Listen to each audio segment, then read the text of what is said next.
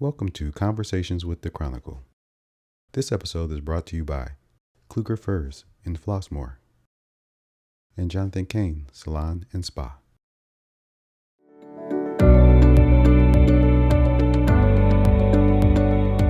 My name's Eric Crump. I'm the editor with the Homewood-Flossmoor Chronicle, and we're here today to speak with three elected officials from the Southland to talk about racial and police violence, and especially the work they've been doing since June 2020, when the murder of George Floyd provoked a racial reckoning all over the world. I'd like to start with Donna Miller. What prompted this discussion was the news conference you held in early June 2020, while the world was up in arms. People in HF were taken to the streets. I counted 8 marches, rallies, vigils in Homewood in the month after George Floyd was killed.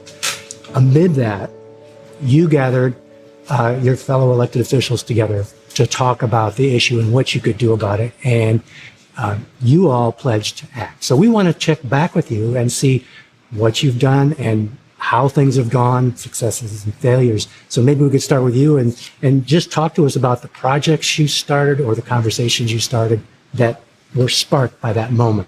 Well, thanks, Eric, for bringing us back together to talk about this really important issue. You know, I think we are all in such a unique position, being elected officials, being mothers, being grandmothers, and living in the communities that we live in the South suburbs, to talk about how something that might not happen directly in our community affects our community very directly. And since that time, there's been so many conversations on the county level, on the federal level, on the state level, about what are we going to do about criminal justice reform, about racial inequities, and diversity, equity, and inclusion. And we've seen that term get thrown around a lot since then. But I'd say some of the biggest things that I've personally worked on since then, aside from that time to now, I've had my children have graduated from high school and gone on to college. And that also is a different perspective of how you feel as a mom sending your kids away for school and amidst all of this kind of racial unrest, no matter where they go. A couple of the big things that we've worked on is at the county level with my colleague, Commissioner Scott Britton, we did talk about the 10 shared principles of policing. And I personally went to I have 36 municipalities. I went to every police department in the South suburbs to ask them, have they instituted the 10 shared principles of policing? And that was a really good conversation to have, because some were very familiar, some had, and some were in the middle of doing that. And that kind of was eye-opening to me to say that these conversations don't start until someone starts them.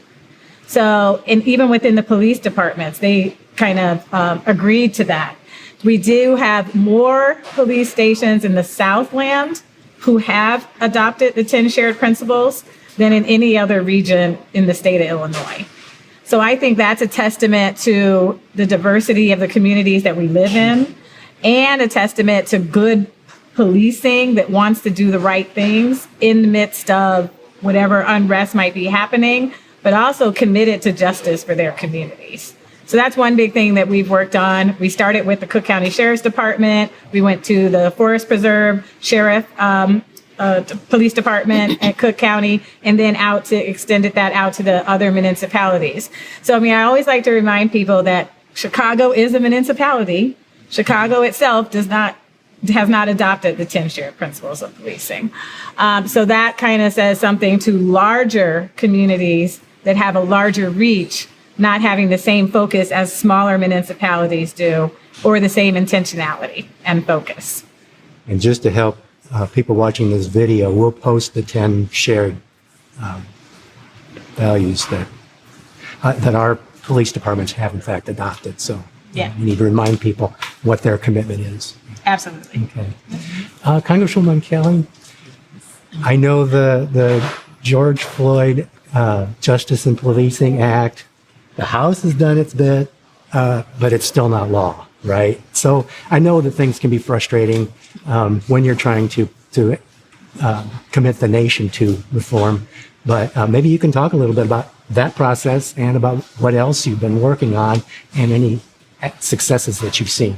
Sure. I was one of the co-sponsors of the George Floyd Justice and Policing Act. We were led by Karen Bass, who's now the mayor of LA, Senator Cory Booker, and then on the Republican side, Tim Scott. As you said, we passed it in the House, but we could not get it passed in the Senate. And now, since things have flipped, we probably would not be able to get it passed in the House. But we haven't forgotten about it, especially as a member of the Congressional Black Caucus. This is something extremely, extremely important to us. So I, like Commissioner Miller, I gather my police superintendents and speak to them about what's going on, what's available as far as training, what grants are available that they can take advantage of. This is very personal to me because I come from a police family, NYPD, and then my nephews are CPD, and I have a cousin that's NYPD still now in New York.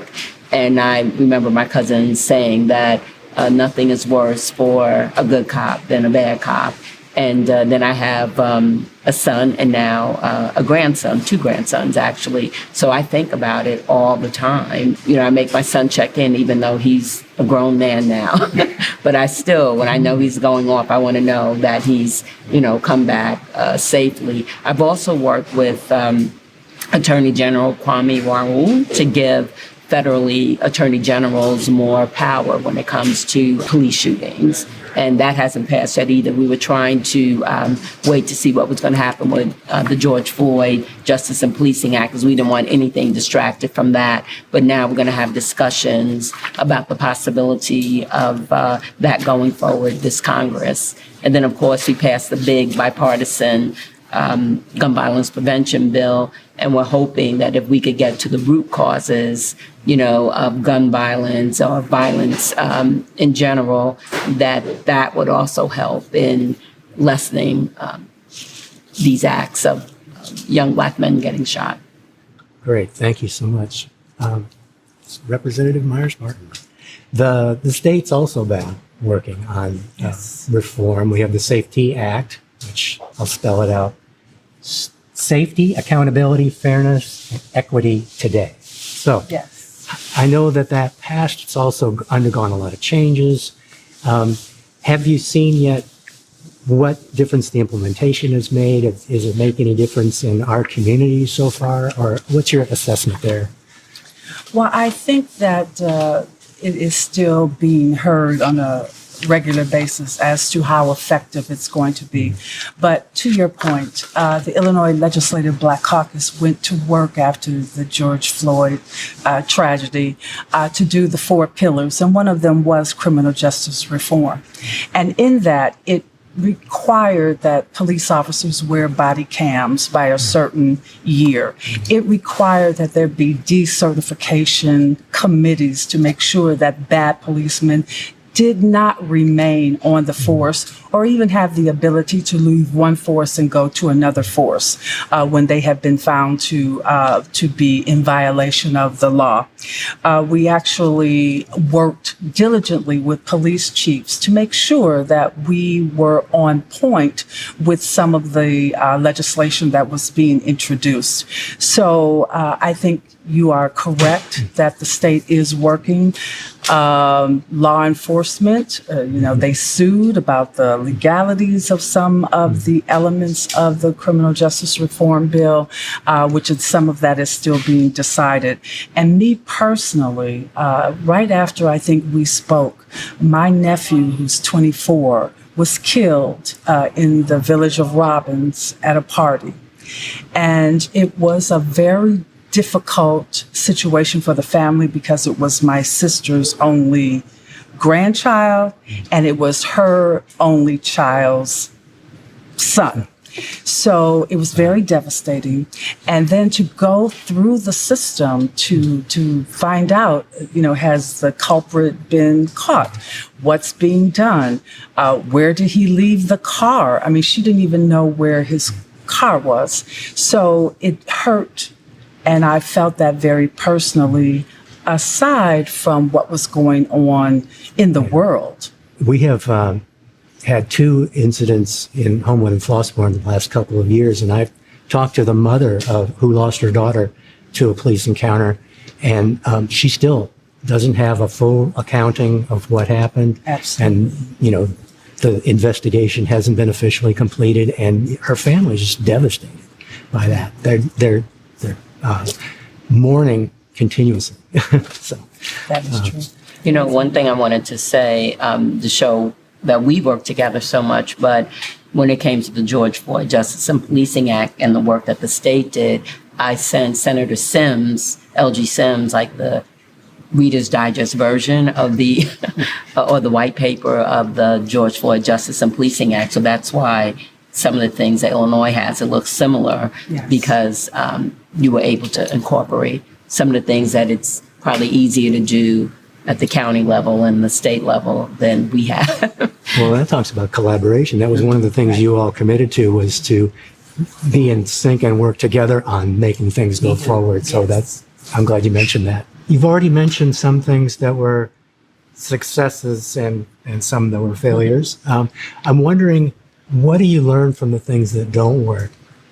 And like, for instance, a big bill, you've adjusted, but what other lessons do you take from things like that about how to make change happen? It's about relationship building also, that I try to work in a very bipartisan manner as much as I can.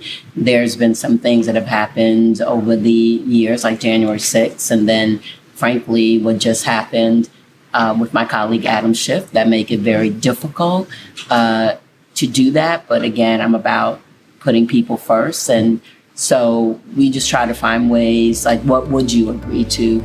But the sticking point for the George Floyd Justice and Policing Act was the qualified immunity, that we just could not, get past that. I don't know if at the end we'll have to take it piece by piece. Like, for instance, you can't jump from one police department to another, as a state rep was saying, and just some different things like that. Do things have to be different in training?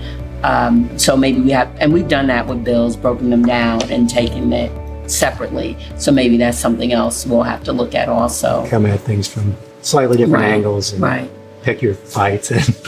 And or changing who's in office, because, who's at the table is how, bills get signed into law. Voting matters. Right.